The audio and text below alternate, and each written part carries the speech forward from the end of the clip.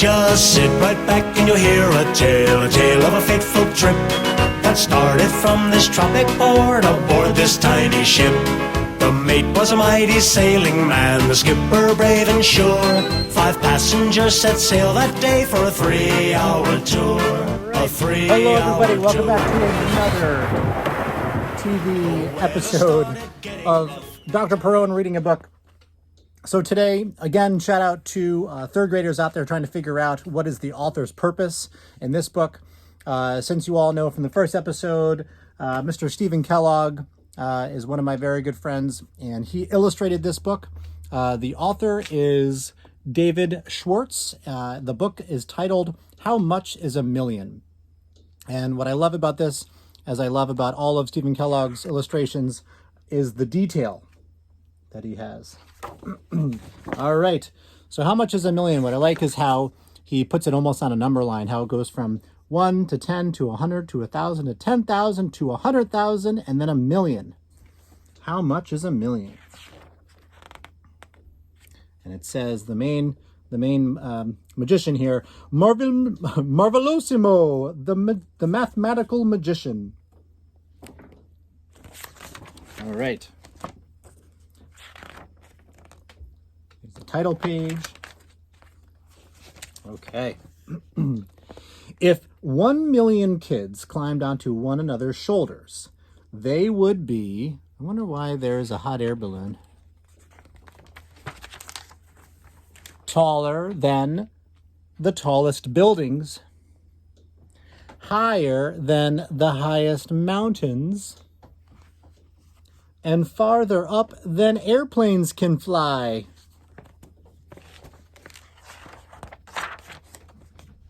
If you wanted to count from 1 to 1 million, it would take about 23 days of continuous counting. Whew. If a goldfish bowl were big enough for 1 million goldfish, look at all these little kids bringing their goldfish bowls and pouring them into this great big bowl. How big do you think it would have to be? It would be large enough to hold a whale. Woo! That is a whale of a tail right there. That would be a lot of goldfish too. I wonder if that whale could eat all those goldfish in one gulp. Presto! 100 stars. If this book had 1 million tiny stars, they would fill 17 pages.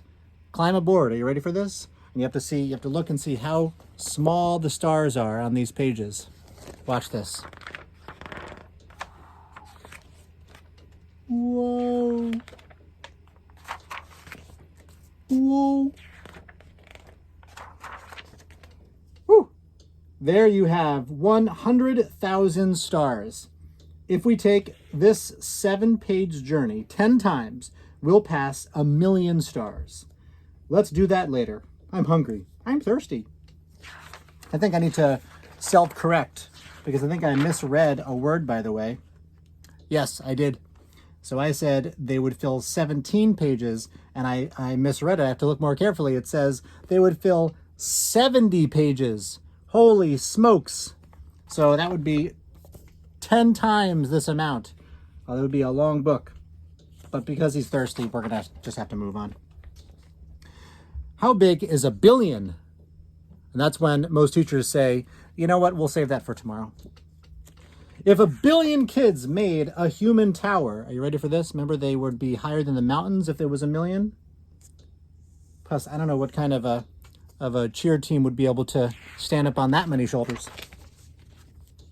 They would stand up past the moon.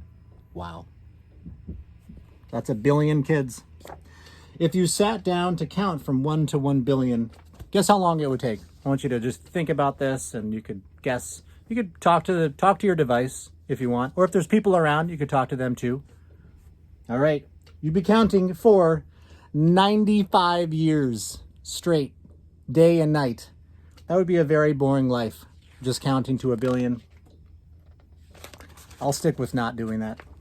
If you found a goldfish bowl large enough to hold 1 billion goldfish, it would be as big as a stadium. Remember those? Back when we used to be able to go and see live sports in stadiums. But look at how large this stadium would have to be even bigger than the Yale Bowl. That's also a lot of goldfish. If this book had 1 billion tiny stars, its pages spread side by side with the same little tiny stars on those pages, right, would stretch almost 10 miles. And so you have to see this little tiny line is supposed to be all of those pages stacked side by side. It's not just 70 pages for 1 million. This line of pages would be 10 miles long. In the car on the highway, it takes 10 minutes to drive 10 miles. That would be a lot of pages. How tremendous is 1 trillion? Whew. If 1 trillion kids stood on top of each other, they would reach way, way, way beyond the moon. How far do you think they would go? Not just beyond the moon, but how far? Are you ready? They'd go beyond Mars and Jupiter too, and almost as far as Saturn's rings. Wow. And look at how Steven Kellogg included some extraterrestrial aliens. Woo! That's a lot of people stacked up. I don't even know how they'd be breathing for all that time. If you wanted to count from 1 to 1 trillion, it would take you almost 200,000 years. That would be many, many generations, and everybody would be gone. That's kind of sad to think about, but there you go. If you put 1 trillion goldfish in a goldfish bowl, you can almost even see the side of the goldfish bowl. This is how large it would have to be, and this is the ladder. These are the stairs with 1 trillion kids and their little goldfish bowls all lined up this valley, up the stairs. I love the imagination of this. The bowl would have to be as big as a city harbor, like New Haven. Wow. That's a lot of goldfish, people.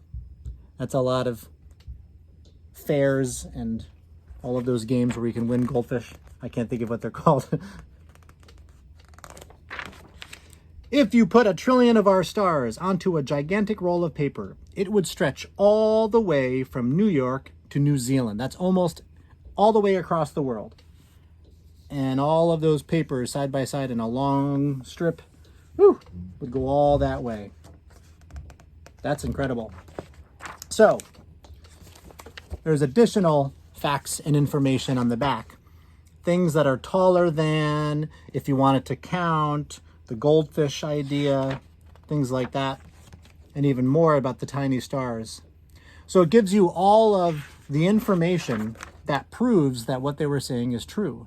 Proves about the size of the goldfish bowls, about how far it would take if you stacked people up all the way 1 million, 1 billion, and 1 trillion times. So if you're wondering, and let me just show you I'll show you the back cover as well. I like that it says, "How much is a zillion?" to kind of leave you wanting more. So if we go back to the original question, what is it that David Schwartz was trying to tell us as the author, and that Steven Kellogg was trying to illustrate to us?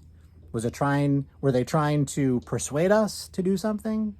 Were they trying to entertain us? I think they were trying to entertain us, but actually it was something more than that. They were trying to teach us something. And for an author's purpose, that's called being informative. So an author who tries to inform his or her audience is writing for information. And so in this text, the author's purpose, as you can guess, and has already been said, is for information. All right, hope you enjoyed this today, everybody. Enjoy yourselves out there. Be safe. This is Dr. Perrone signing off. Make sure to grow a little more today.